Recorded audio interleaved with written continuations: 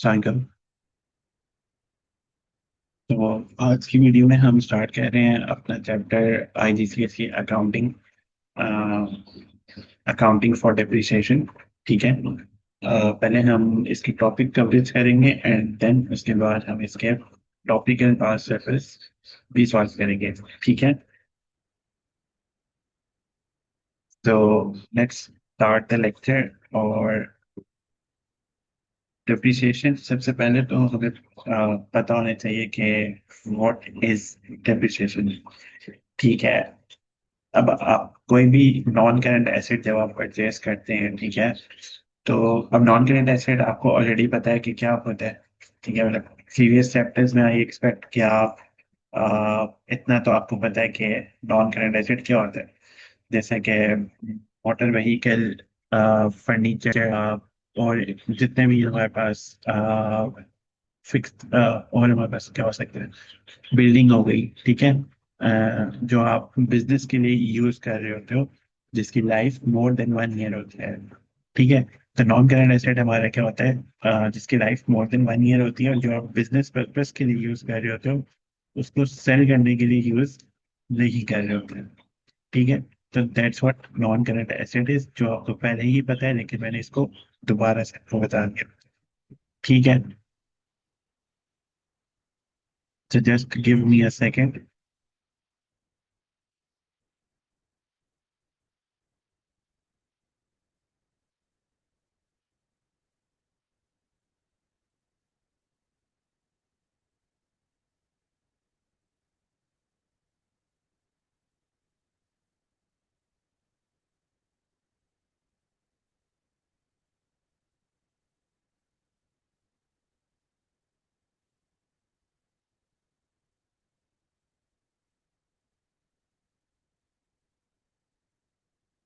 अच्छा जी। तो अब हमारे पास दो तरह के टेंजिबल एसेट्स होते हैं। ठीक है। नंबर वन, हमारे पास जो नॉन करंट एसेट होता है उसको हम कहते हैं टेंजिबल एसेट। ठीक है। और जो हमारे पास second type of non current asset होता है उसको हम कहते हैं इनटेंजिबल एसेट। ठीक है।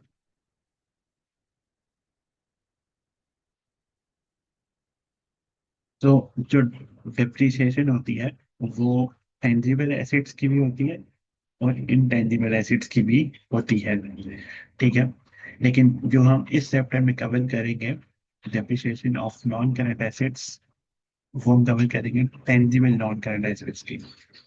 ठीक है। टेंजिबल नॉन करंट एसेट्स की डेप्रिसिएशन हम इस चैप्टर में कवर करेंगे। तो अच्छा, अब व्हाट इज डेप्रिसिएशन, सबसे पहले समझना ये जरूरी है। चैप्टर के नाम समझना जरूरी है कि what is depreciation. So for example, आपके पास एक गाड़ी है। ठीक है। आपने ये गाड़ी परचेज की। फॉर एग्जांपल, इसकी कॉस्ट थी, जब आपने ये गाड़ी परचेज की तो इसकी कॉस्ट क्या थी, इसकी कॉस्ट थी $1,000। ठीक है।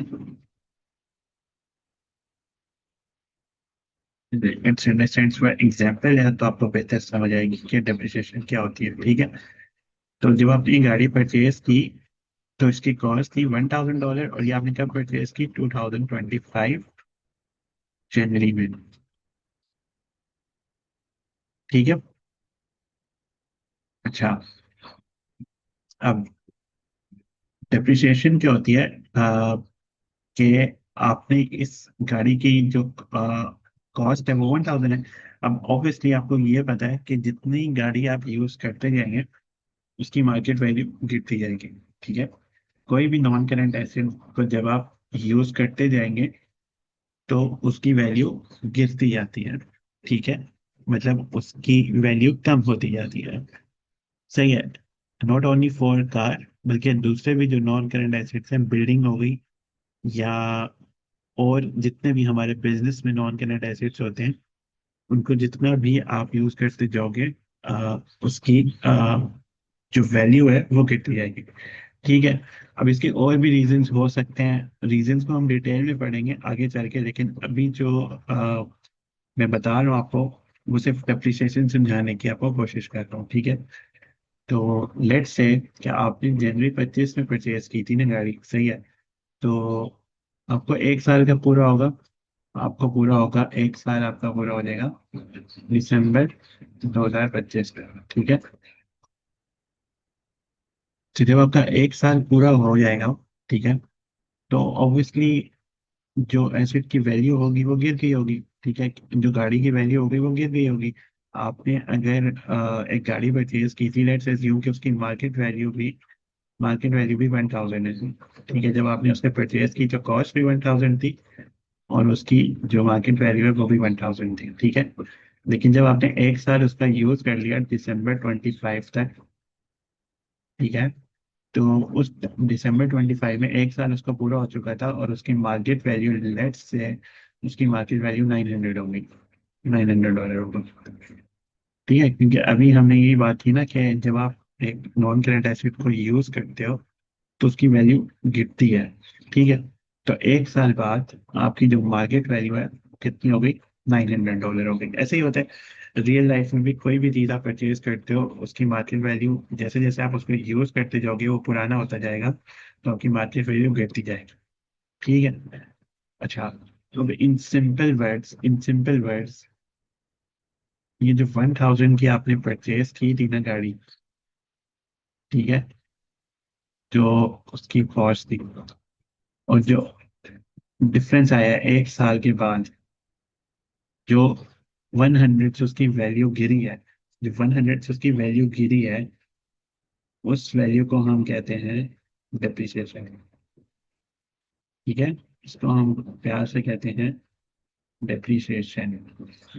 ये बिल्कुल बेसिक एग्जांपल से आपको समझाया है, ठीक है। अभी हम इसका आगे जिस तरह हम टेक्स्ट बुक्स में समझाया हुआ है उससे भी इसको समझेंगे, लेकिन just for the sake of understanding कि डेप्रिसिएशन क्या होती है, गाड़ी डेप्रिशिएट कर गई, मतलब अपनी गाड़ी एक साल यूज की तो गाड़ी डेप्रिशिएट कर गई, ठीक है। मतलब 100 से वो डेप्रिशिएट हो गई, तो उसकी जो अब मार्केट वैल्यू है एट December 25, उसकी जो मार्केट वैल्यू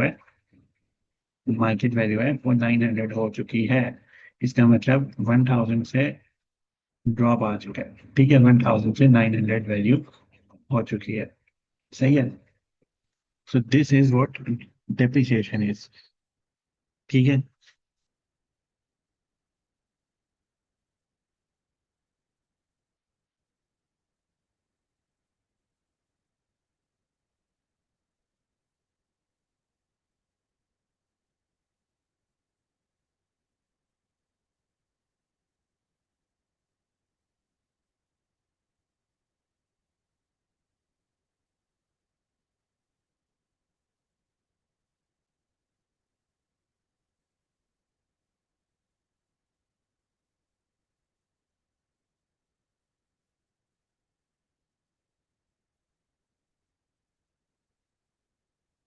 इसको एक बार देख लें, फिर हम आगे मूव करते हैं फर्दर, ठीक है।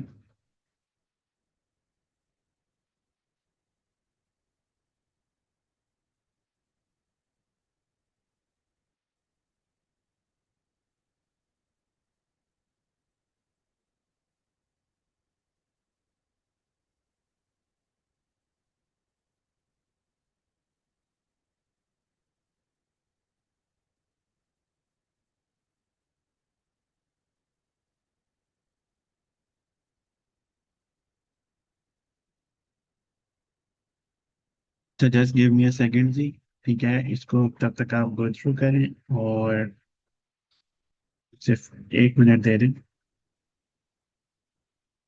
Then let's move forward.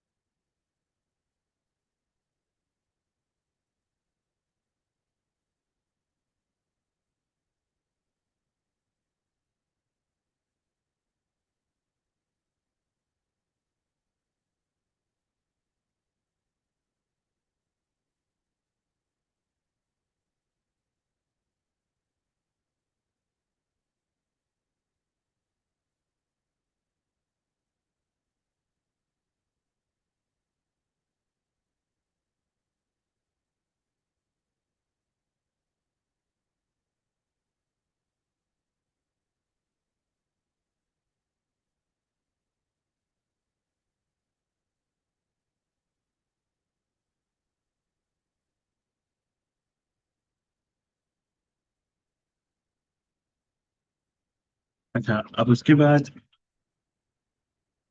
आगे अंडरस्टैंड करते हैं।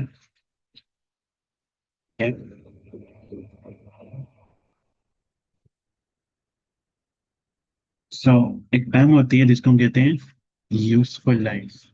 ठीक है, पहली टर्म हमने क्या पढ़ी, डेप्रिसिएशन क्या होती है। ठीक है, इन इजी वर्ड्स मैंने आपको डेप्रिसिएशन समझा दिया कि डेप्रिसिएशन क्या होती है। सही है। अब एक टर्म होती है useful life. What is useful life? Any idea? इसको सोचें, क्या हो सकती है useful life? Useful life of non current asset क्या हो सकती है? अच्छा, यूजफुल लाइफ होती है एसेट की total life. For example, accounting में हम इस तरह कहते हैं कि वो हमारी कार थी। ठीक है, हमने कार परचेज की थी और उसकी जो टोटल यूजफुल लाइफ थी वो थी कितनी? वो थी 10 ईयर्स की। ठीक है, ये उसकी टोटल यूजफुल लाइफ है, मतलब टोटल लाइफ आप कह सकते हैं। टोटल लाइफ को हम यूजफुल लाइफ कहते हैं। ठीक है, तो कार की जो टोटल लाइफ है वो कितनी है? 10 ईयर्स, तो उसको हम कहते हैं यूजफुल लाइफ। That's it. इसमें और डीप जाने की जरूरत नहीं है। अभी हम क्वेश्चंस करेंगे तो आपको वो इसकी समझ आ जाएंगी कि हमने इस लाइफ का क्या ताल्लुक होता है क्वेश्चन में, कि आपको समझ में आ जाएगा। ठीक है। अच्छा, उसके बाद एक टर्म होती है अ, उसके बाद एक टर्म होती है रेजिडुअल वैल्यू। ऐसे राइटिंग को इग्नोर करने आपने। अच्छा, एक टर्म होती है रेजिडुअल वैल्यू।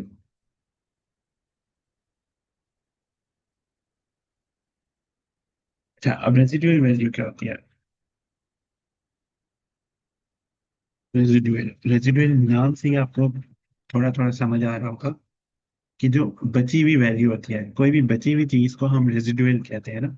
ठीक है, तो व्हाट इज रेजिडुअल वैल्यू? अब रेजिडुअल वैल्यू वो होती है कि फॉर एग्जांपल आपके जो एसेट है, आपने जो कॉस्ट, आपने $1000 की गाड़ी परचेज की थी। ठीक है, $1000 की आपने गाड़ी परचेज की थी और मैंने आपको बताया था कि आफ्टर वन ईयर वो 100 से डेप्रिशिएट हो चुका था। ठीक है, 100 से वो डेप्रिशिएट हो चुका था। ठीक है, इसका मतलब है कि आफ्टर 2 ईयर वो कितना डेप्रिशिएट हो जाएगा?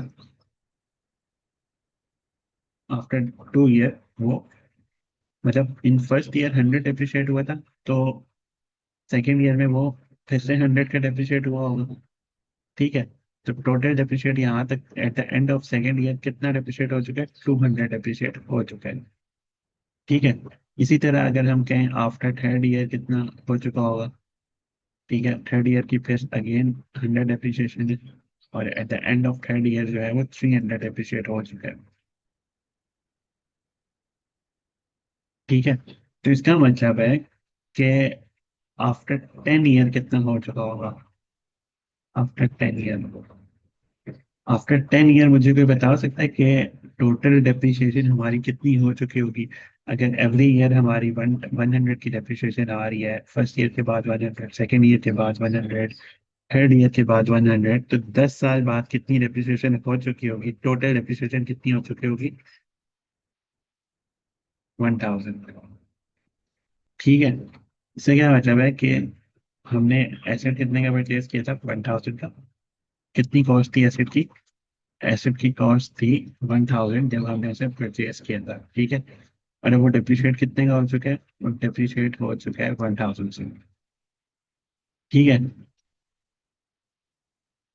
अब डिप्रिशिएशन हो चुकी है, मतलब कि आपकी गाड़ी ऑलमोस्ट खत्म हो चुकी है। उसकी कोई मार्केट वैल्यू नहीं थी, उसकी मार्केट वैल्यू जीरो हो चुकी है। ठीक है। अच्छा, उस टाइम पे भी, लेकिन उस टाइम पे भी अगर आप गाड़ी को, फॉर एग्जांपल लेट्स से, गाड़ी को फॉर एग्जांपल आप $10 पे सेल कर देते हो मार्केट में। ठीक है, अब मुझे बताओ कि उसकी मार्केट वैल्यू तो जीरो हो चुकी है। सही है, मतलब डिप्रिशिएशन हो चुकी है ना, उसकी डिप्रिशिएट हो चुकी है गाड़ी, तो उसकी वैल्यू जीरो हो चुकी है। लेकिन फिर भी आपने उसको $10 पे सेल कर दिया। जो बची कुची वैल्यू होती है ना, जो बची कुची चीज बिक ही जाता है ना, छोटी सी अमाउंट का बिक ही जाता है। ठीक है, तो वो जो छोटी सी अमाउंट होती है उसको हम कहते हैं रेजिडुअल वैल्यू। मतलब कि जो आ, जो क्या eight the end of useful life, जितने की आपकी जो मतलब 10 साल के बाद जितने का आपका वो सेल हो सकता है। अ, अगर $10 का सेल हो सकती है गाड़ी eight the end of useful life, मतलब 10 साल बाद, तो उस $10 को हम रेजिडुअल वैल्यू कहते हैं। ठीक है। रेजिडुअल वैल्यू नॉर्मली जो बिजनेसेस हैं वो जीरो कंसीडर करते हैं नॉर्मली। ठीक है, इस चीज को आपने याद रखना है क्योंकि क्वेश्चंस में आई। ठीक है, तो आपने इस चीज को याद रखना है कि रेजिडुअल वैल्यू नॉर्मली जीरो होती है। अगर क्वेश्चंस में नहीं गिवन तो आपने रेजिडुअल वैल्यू को जीरो लेना है। ठीक है। और अगर क्वेश्चन में गिवन है तो आपने रेजिडुअल वैल्यू जितनी गिवन होगी उतनी वैल्यू ले लेनी है उसकी। ठीक है। तो आई होप आपको यहाँ तक जो टर्म्स मैंने बताई हैं वो आपको क्लियर हो गई। ठीक है। सबसे पहले हमने देखा कि व्हाट इज डेप्रिसिएशन। ठीक है। सबसे पहले हमने देखा डेप्रिसिएशन। उसके बाद हमने देखा व्हाट इज यूजफुल लाइफ, जो एसेट की टोटल लाइफ होती है। ठीक है। उसके बाद हमने देखा कि रेजिडुअल वैल्यू क्या होती है। तो 3 चीजें हम कर चुके हैं। ठीक है। अब एक और चीज हम देखेंगे कि यहाँ पे एक चीज होती है एक्यूमुलेटेड डेप्रिसिएशन। ठीक है। Accumulated depreciation. अब ये क्या होती है? अच्छा, अब ऊपर वाली एग्जांपल को ही कंटिन्यू करते हैं। मैंने आपको कहा था eight the end of year 1, the end of year 1 आपकी जो डेप्रिसिएशन थी वो कितने की थी? 100 की थी।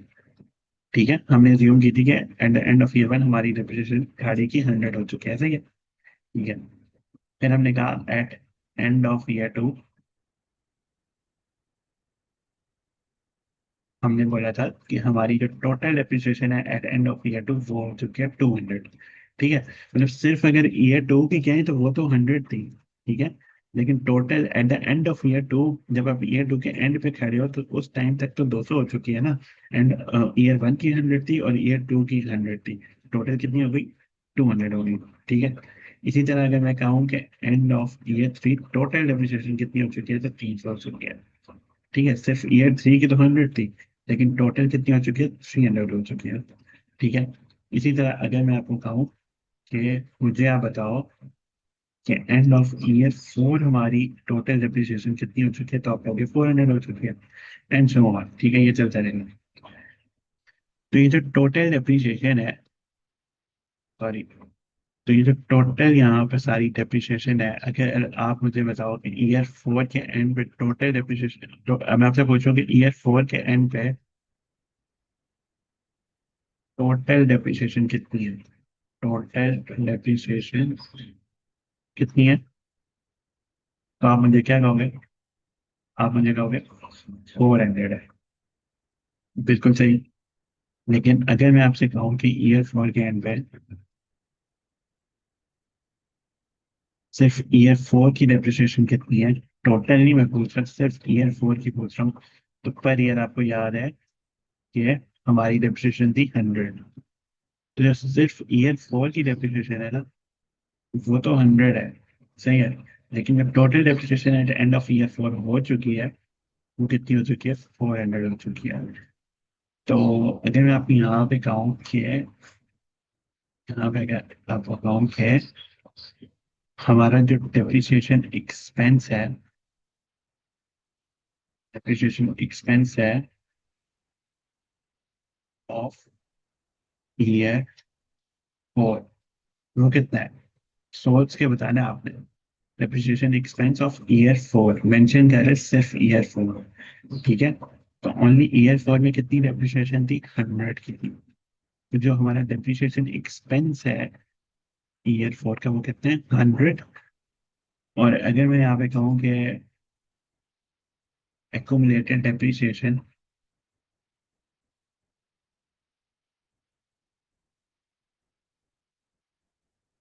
Eight end of year four कितनी है?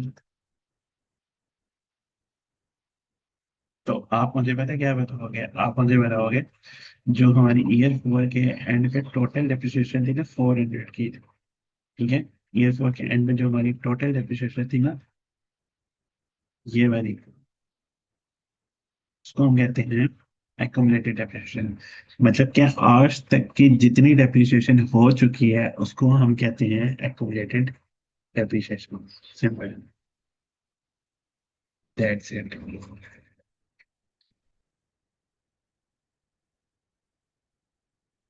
ठीक है, तो हम क्या कवर कर चुके हैं अभी तक?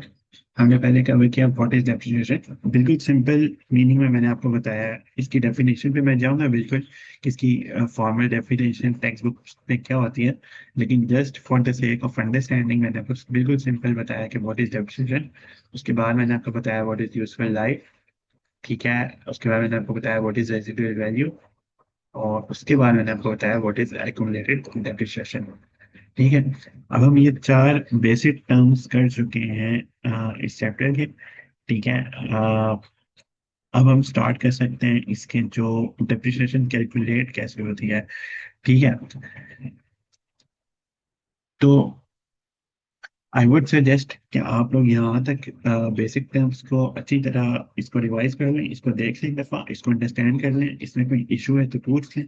ठीक है, क्योंकि ये अंडरस्टैंड करना बहुत ज़रूरी है। ये बिल्कुल बेसिक टर्म्स थी, और अगर आगे थोड़ी सी भी आपकी कंफ्यूजन होती है कि व्हाट इज एक्यूमुलेटेड डेप्रिसिएशन या और कोई भी टर्म में आपको कंफ्यूजन है, तो फिर आपको आगे मसला होगा।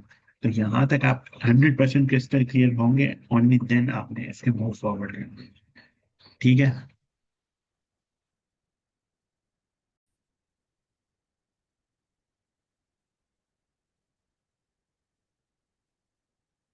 अच्छा जी, तो अब इसके बाद हमारे पास कुछ तरीके होते हैं डेप्रिसिएशन कैलकुलेट करने के। ठीक है, कि डेप्रिसिएशन कैलकुलेट कैसे होती है, लेकिन उससे पहले हम देखेंगे एक और टर्म जिसका नाम है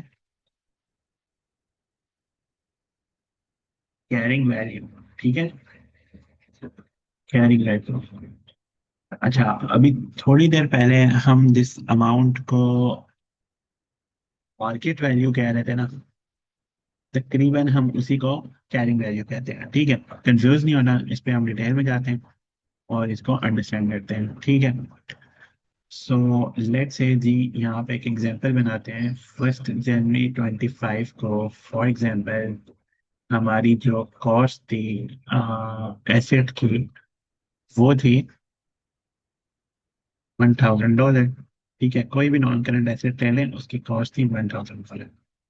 ठीक है, अच्छा जी, अब लेट्स से कि उसकी जो डेप्रिसिएशन है, डेप्रिसिएशन हमें गिवन थी, जो पर ईयर आ रही है डेप्रिसिएशन, ठीक है, वो आ रही है 100 की, जो हमने ऊपर भी देखा था। ठीक है, okay.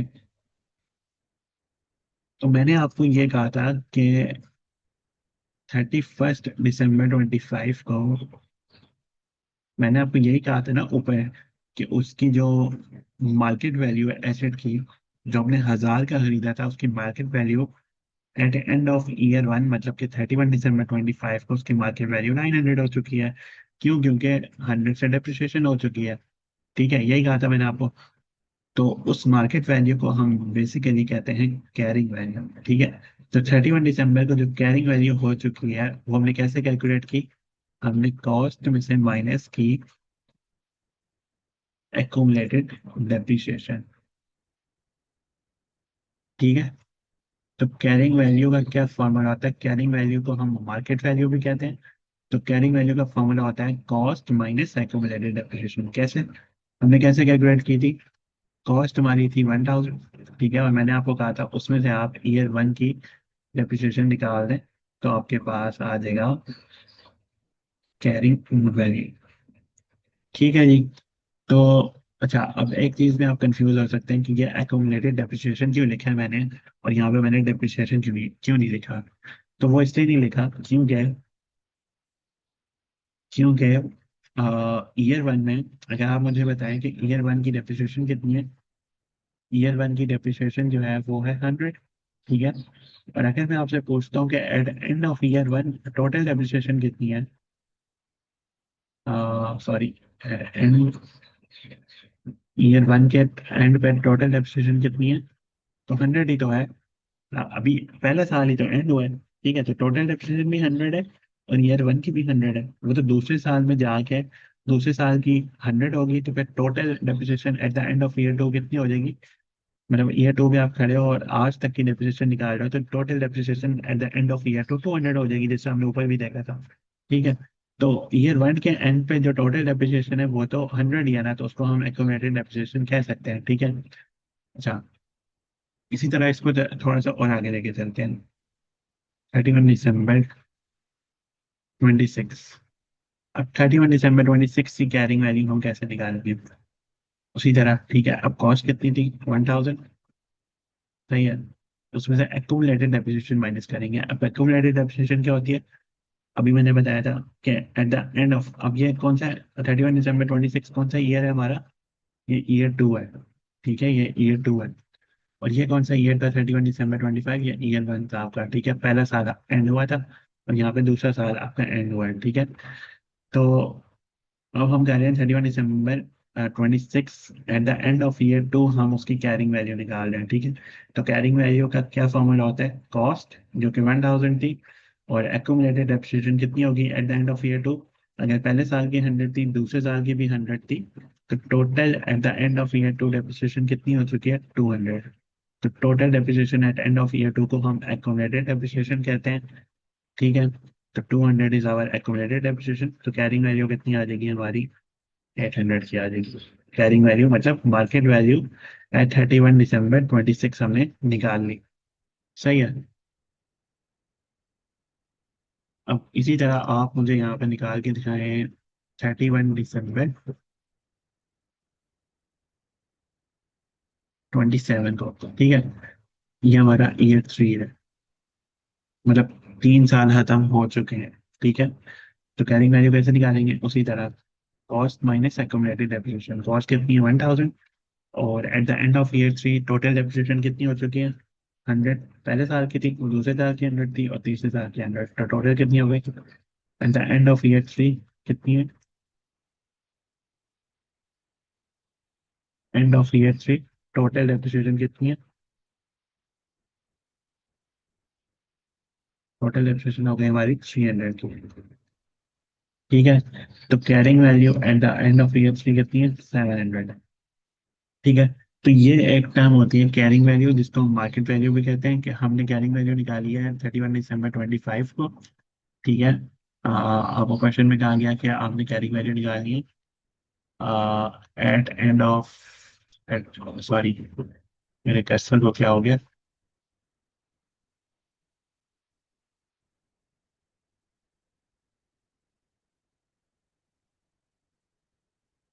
Okay let's ignore this.